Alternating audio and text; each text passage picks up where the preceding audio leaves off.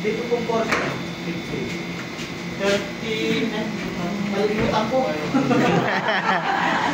Nakalimutan ko. So, nasa dito pong portion. Dito. Ito. Times 10. 38. 3. Ang resistance is 3. Okay? So, ako. Next, yung number 2. Ang resistance ay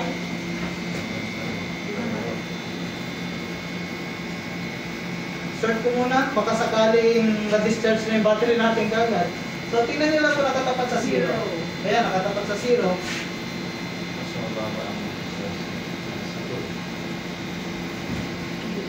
May experience sa ata si Sir eh. Logic lang. Logic lang. Ito ay 30 approximately in between dito. So, nandito ang portion. Sa bandang gitna naman, hindi naman nakatapat sa guhit. Estimate nyo na lang. 15. So, ito ay 330. ilan to?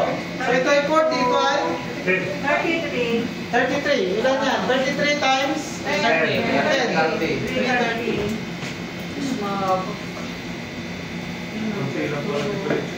So, number 3. 60 lang. Ibig sabihin, mas mababa yan. Mga 3... So, yung 300 application na ganito. mismo tinuturo ko sa inyo. 280. Okay. O 200 na lang yun. Para mas maintindihan. 200 plus. Okay. 15 meters. At least magagamit ko rin ito. 280. Sir, number 3, sir. Ay, ipindot ko sa number 3. So, nasa dito siya banda. Dito portion. So, gitna. 20. 75. Ha? 27. 27 times 10? 270. Oo, mga 2 plus lang So, ang sa to. tingin nyo, gumagana yung electric fan natin o hindi? Gumagana! Gumagana. Okay, may nadedetect ka na resistance. Okay, so itest natin. Ang tanong, kapag sa number 1, kapag sa number 1, mas mataas ba yung kuryente dito o hindi? Hindi. Ha? Mas matipid. Matipid. Mas mababa ang distance, mas mahal ang kuryente. Ha? Ito, mataas yung resistance niya. Anong mangyayari sa kuryente? Mas mababa. Anong epekto niya sa fan blade? Mahina. Mahina. Kapag mas mahina ang kuryente, mas mabagal yung ikot nito. Mas mataas kasi yung resistance. Yan yung pinag-aralan natin kanina. Balik. So dito naman, 330, nabawasan yung resistance niya.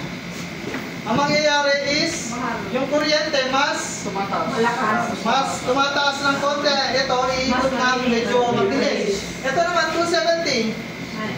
Okay. Tumataas ba ang kuryente? Yes, sir. Okay, tataas. Ang mangyayari, epekto nun, mas magnetic field, mas mabilis. So, i-check natin. Baka sakali nagkakamali lang naman ako. Diba? Kailangan natin i-test. Sa atin kasi, to see is to believe. So, ito to. Tingnan natin ha.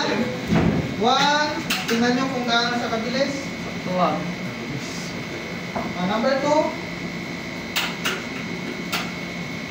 Mas mabilis. Number 3.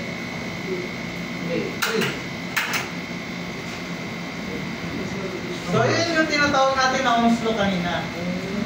Okay, malinaw po ba? At least, napag-merge natin yung sa paggamit ng multitester at yung topic natin kanina. Okay? So, ayan. So, yung isa naman po, kayo na magte-test.